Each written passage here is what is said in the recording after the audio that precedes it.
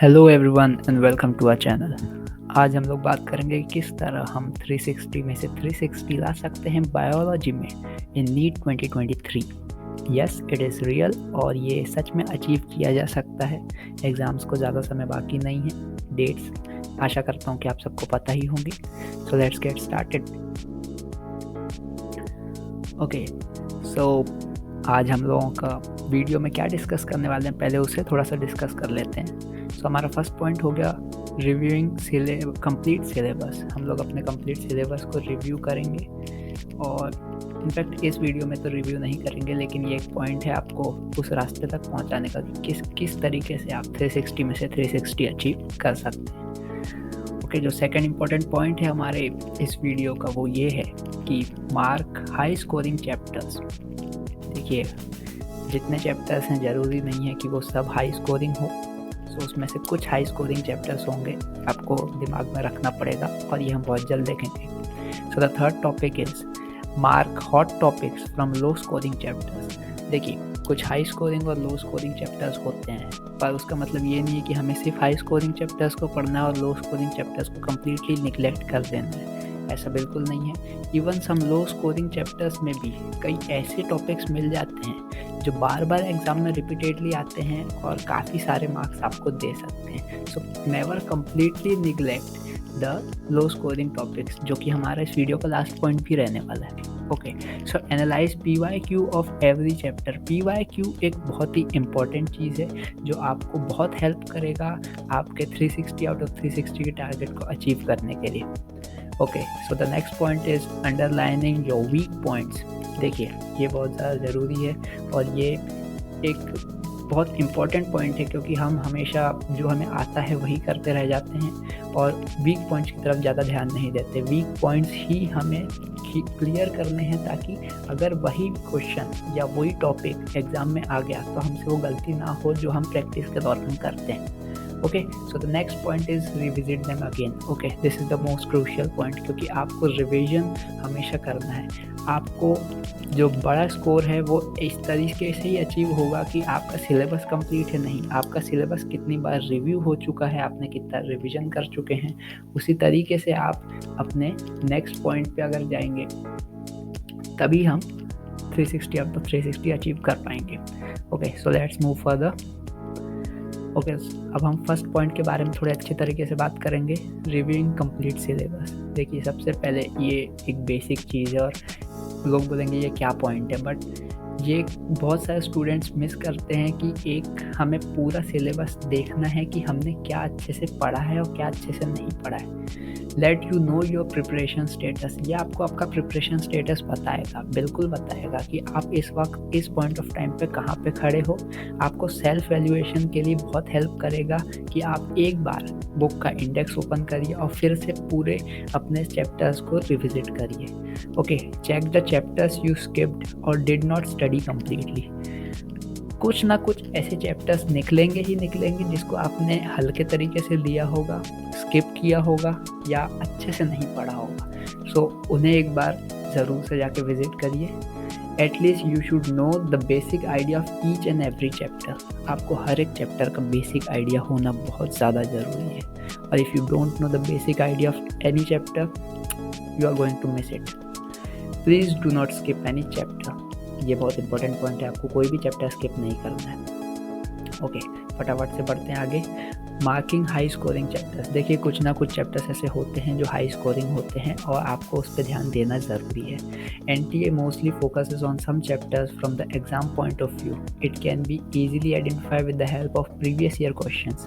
Previous year questions के basis पे आप इजीली आइडेंटिफाई कर सकते हैं कि कौन सा चैप्टर्स ऐसा है जिससे रिपीटेडली क्वेश्चंस आ रहे हैं, NTA बार बार एग्जाम में पूछ रहा है। ज़रूरी नहीं है कि वो पैटर्न हर साल फॉलो हो, बट मोस्टली चांसेस रहते हैं कि वो पैटर्न हमेशा फॉलो हो जाता है। कई चैप्टर्स ऐसे रहते हैं, यहाँ कुछ एग्जांपल्स दिए हुए हैं, चाहे तो आप आगे भी जाके एग्जांपल्स को विजिट कर सकते हैं। Alright, so moving further, hot topics from low scoring chapters. जो बात मैंने पहले कही थी कि हर एक चैप्टर ज़रूरी नहीं है कि हाई स्कोरिंग हो, लेकिन हर एक लो स्कोरिंग चैप्टर्स ऐसा भी नहीं है कि उसे कम्प्लीटली छोड़ दिया जाए।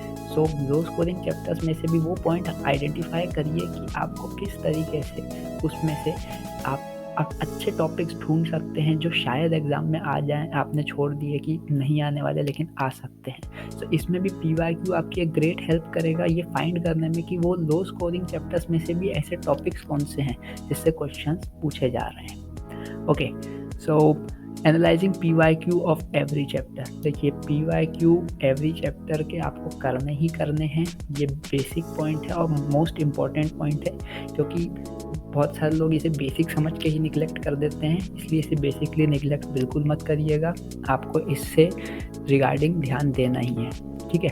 एनालाइजिंग PYQ, देखिए PYQs आपको ऑनलाइन PDF में या वेरियस पब्लिकेशंस की बुक मार्केट में मिल जाएगी, बहुत कम रेट में मिल जाएगी, क्या है तो फ्री में भी मिल सकती है, आप थोड़ा सा ढूंढिए।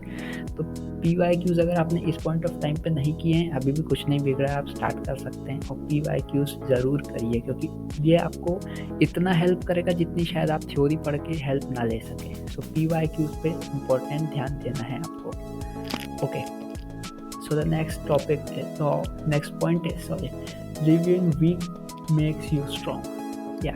ये बहुत ही इम्पोर्टेंट पॉइंट है, क्योंकि आपको जो आपके वीक टॉपिक्स हैं, वीक चैप्टर्स हैं, उसे रिव्यू करना पड़ेगा। अगर आप उनसे डरेंगे या आप वो एक इस तरीके की फीलिंग देंगे कि मुझे इसके पढ़ना ही नहीं है, ज़रूरी थोड़ी ना है कि इसी से आएगा, बहुत ज़्यादा ही वीक लग रहा है, डिस्टर्ब कर रहा है वो चैप्टर, वो टॉपिक आपको, तब आप छोड़ सकते हैं। लेकिन फिर भी कुछ एक बेसिक आइडिया आपको उस चैप्टर का ले लेना है, और अगर आप बार बार अपनी वीकनेस को रिव्यू करते जाएंगे तो वो आपकी स्ट्रेंथ भी बन सकती है। इसमें भी PYQs आपकी बहुत हेल्प कर सकता है। PYQs is the great thing कि आप PYQ प्रीवियस ईयर क्वेश्चंस के भरोसे तो रहिए, हमेशा रहिए। आपकी थ्योरी उतनी हेल्प नहीं करेगी जितनी प्रीवियस ईयर क्वेश्चन हेल्प करेगा। ज़रूरी नहीं कि वही सेम टू सेम रिपीट हो, लेकिन वो हेल्प करेगा आपके कॉन्सेप्ट बिल्डिंग करने में। Okay, so never neglect the low scoring one, जो कि मैंने पहले भी कहा कि लो स्कोरिंग चैप्टर्स में से भी कुछ इंपॉर्टेंट निकल सकता है, ठीक है। बिना पढ़े, एक बार बिना देखे उन्हें कम्प्लीटली छोड़िए मत, उसमें से एक बार रीड करिए, नहीं भी समझ में आ रहा है, थोड़ा बहुत भी समझ में आ रहा है, जितना ले सकते हैं उस चैप्टर से लीजिए, बाकी उसे कम्प्लीटली छोड़ना नहीं है हमें।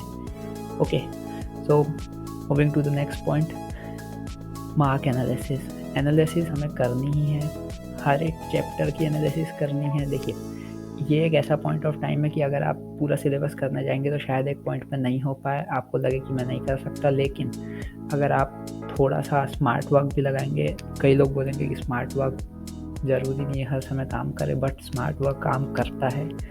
आपको एनालाइज अच्छे से करना चाहिए, अगर आपने एनालिसिस अच्छे से की है देन आपका काम ज़रूर होगा। एनालाइज करिए अच्छे से कि किस तरीके से स्मार्ट वर्क आपकी हेल्प कर सकता है। PYQs के थ्रू एनालाइज करिए, प्रीवियस ईयर क्वेश्चंस उठाइए, प्रीवियस ईयर क्वेश्चन पेपर्स को थॉरोली स्टडी करिए, आपको खुद ही आइडिया लग जाएगा कि किस तरीके के टॉपिक्स हैं और किस तरीके के पॉइंट्स हैं जो आपको बार बार रिपीट हो रहे हैं। PYQs जब आप करें तो एक बात और ध्यान रखें कि अगर वो क्वेश्चन एक टॉपिक से पूछ रहा है तो उस टॉपिक को पूरा अच्छे तरीके से पढ़ लें, क्योंकि ज़रूरी नहीं है कि एज इट इज़ क्वेश्चन आएगा, शायद वो क्वेश्चन घुमा के दे दे, उसी टॉपिक से दे दे या उसके नियर बाय कोई टॉपिक से दे दे, इसलिए आपको नॉलेज होना ज़रूरी है। PYQ सिर्फ आपको एक डायरेक्शन दे सकता है कि किस तरीके से आपको पढ़ना है। So if you guys find this helpful then please give a like and also subscribe to our channel. इसी तरीके के शॉर्ट में आपको अच्छे तरीके से इंफॉर्मेशन लेने के लिए और स्टडी टिप्स लेने के लिए हमें हमेशा सब्सक्राइब रखें। Thank you for watching.